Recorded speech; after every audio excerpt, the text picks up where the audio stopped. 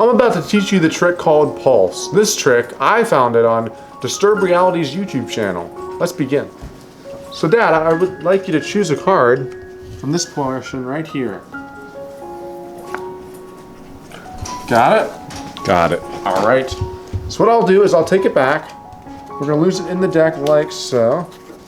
All right. So what I'd like to do is I'm gonna spread out the cards here. I'm gonna try and find your card. Let's just do it this way. I learned better left, right. So here we go. So can you just hold your hand up, please? All right, just point like this. Not at your card, just point anywhere.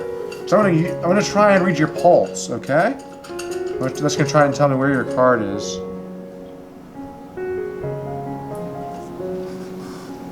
No. No. No. I think it's not any of those. I think it was. No. Aha. Here it is.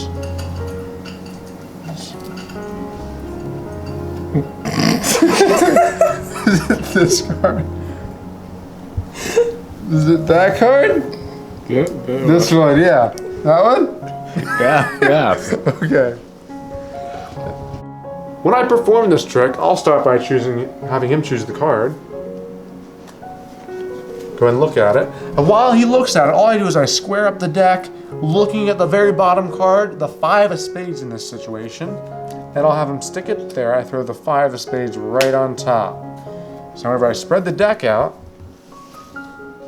I look, before I say to him, I'm going to try and feel your pulse. I'm going to locate the 5 of spades, because his card must be that one. So now what I have him do is I have him hold out his finger. I say I'm going to try and read your pulse. Don't point at your card, just we're going to try and use your pulse to find out where the card is. And this is usually really cool because you can actually interact and see here. I'll say no, that's not it. I push some cards away. Push some more cards away. And I narrow it down to a few cards, and I'll just grab his card. Like that. That's how you do pulse.